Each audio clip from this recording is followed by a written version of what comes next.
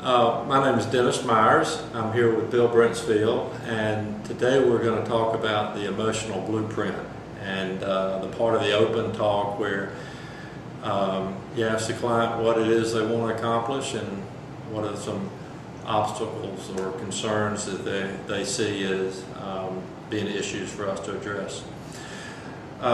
So Bill, we've already gathered data and you've given me a lot of numbers, and that's extremely helpful.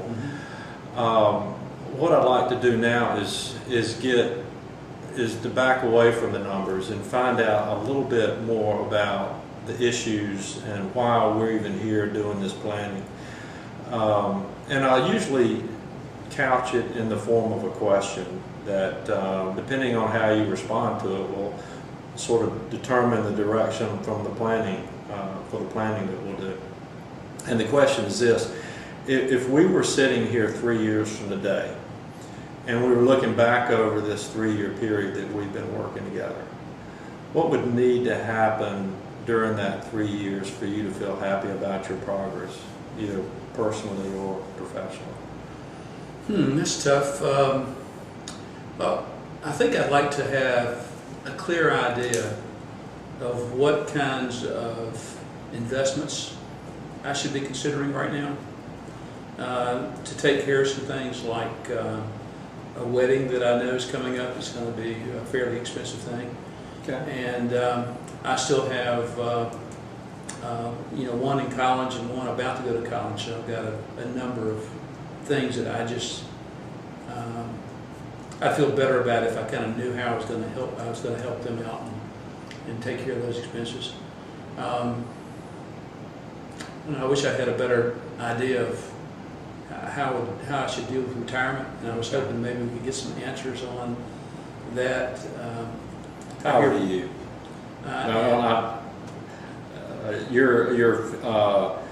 You look a lot older than you are, because I know you're 55. Okay. So retirement planning, if we could get a handle on some direction for retirement planning, sounds like, in the context of all these other things you've got on your plate. Yeah, I just haven't done anything that's real specific about planning for retirement. I put money away in the 401k at the office, and we've got like to keep doing that. And I thought that'd be a good idea. So you'd like to keep funding retirement in some fashion. Okay. And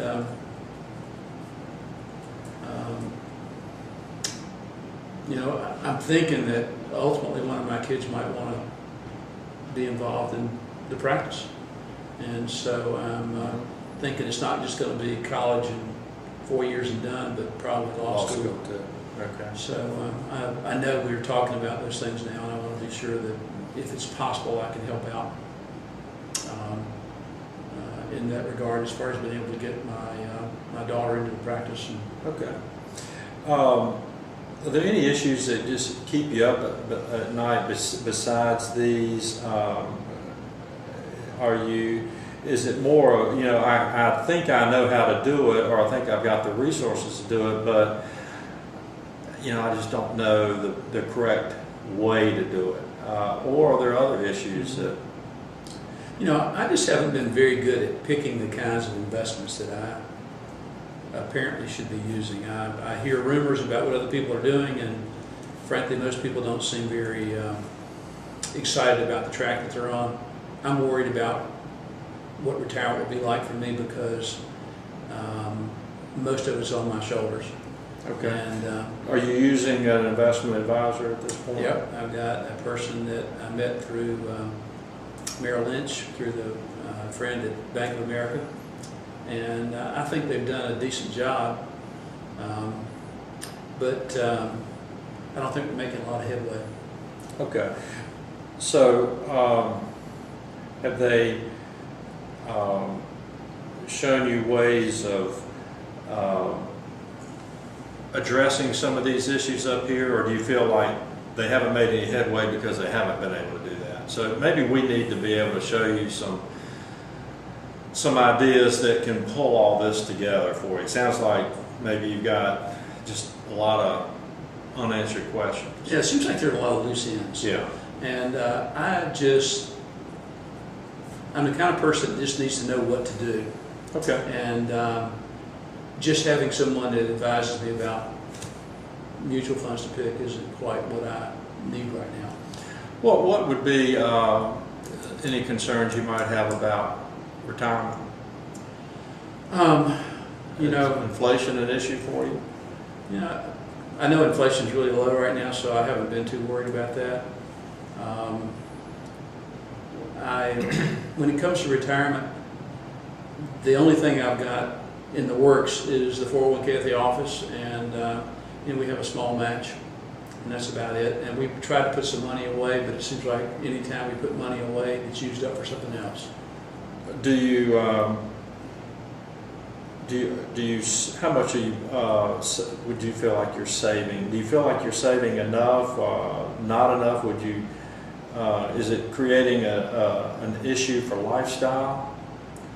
Well, really, if you look at it, our lifestyle really is about up to here. It's not like I don't make a pretty good income, but with 3 kids in college and we're trying to save for this wedding and all those things coming up, it just seems like the money just disappears. There's Okay. never enough of it.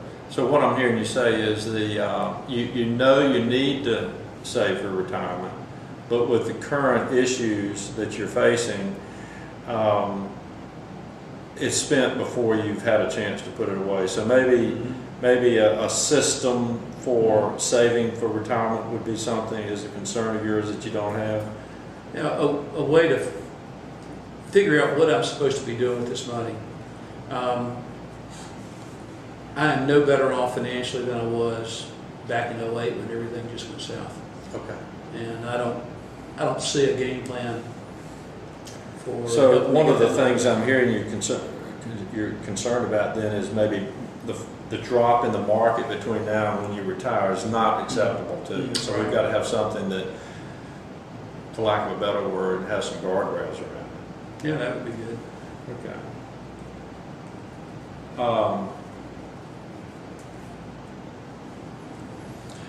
I noticed that your life insurance, when we were doing the data, has a term on it. It's going to stop when you're age 65. Is that an issue for you?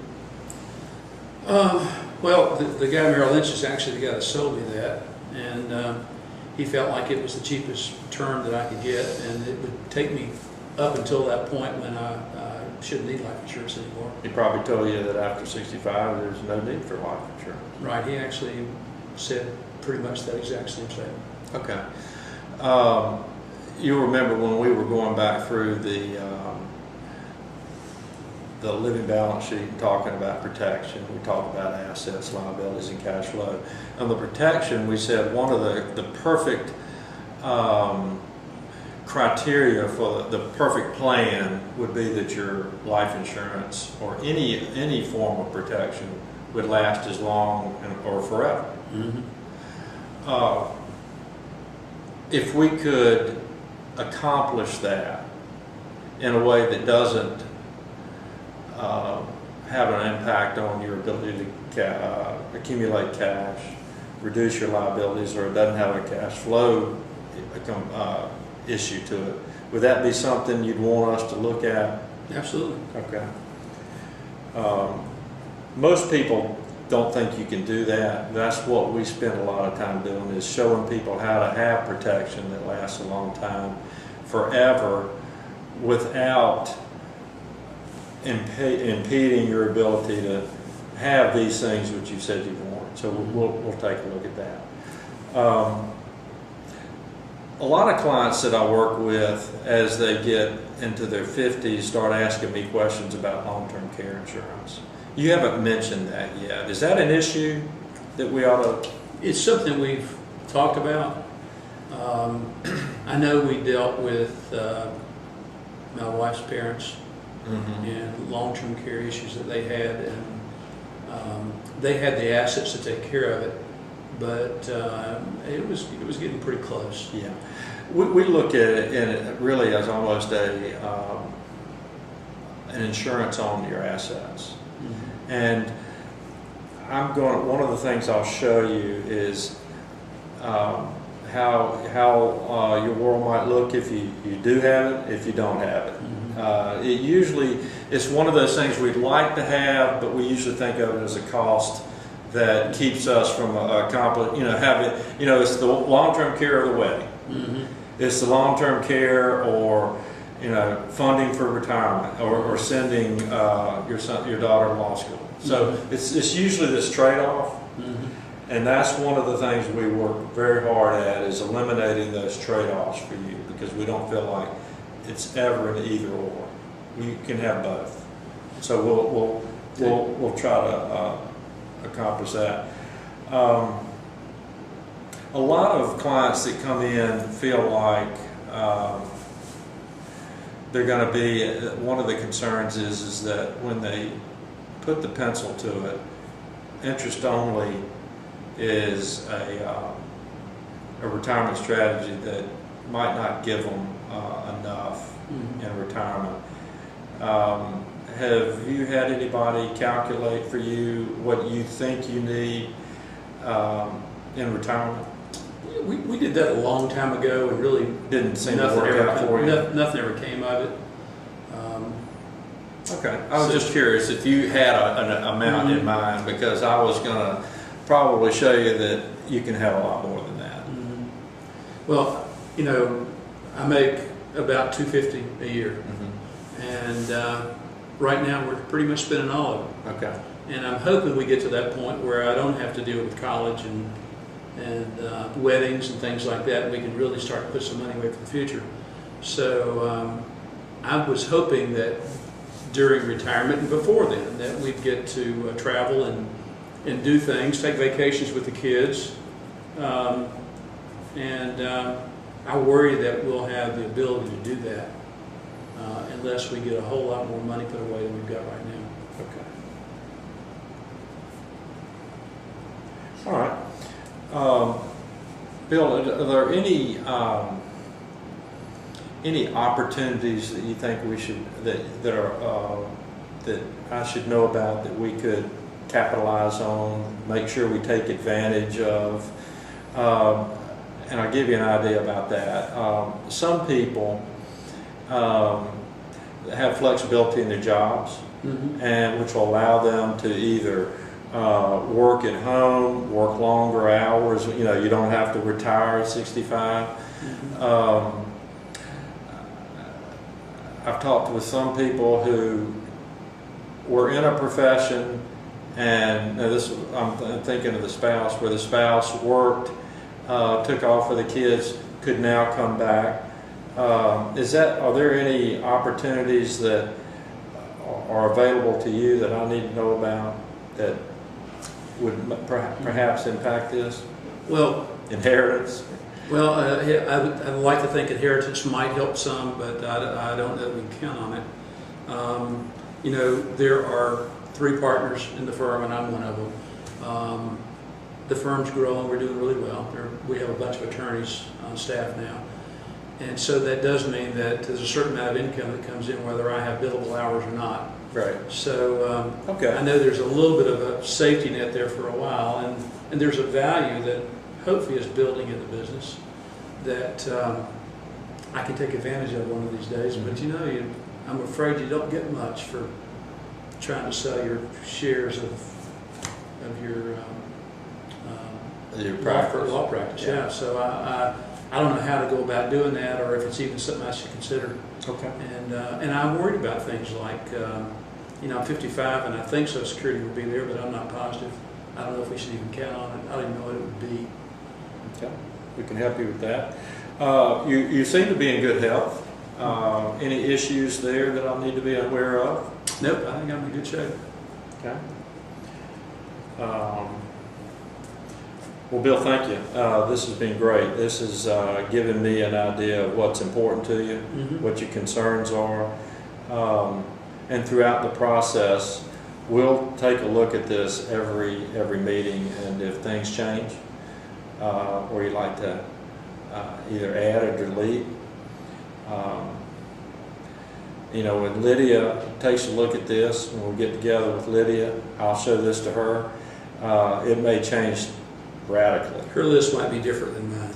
And we'll also make sure that we understand the priorities as well. Okay. So one of the things I like for my clients to do is prioritize this list, and for the wish list, I'd like to know what your number 1, 2, and 3 are. These concerns, I'd like to be able to address those, and you tell me if you had to pick the top 3, which ones would they be? And so we'll do that. We won't do it right now, but because we want to focus in and really make an impact early on, and I think we'll be able to do that. Sounds good. All right.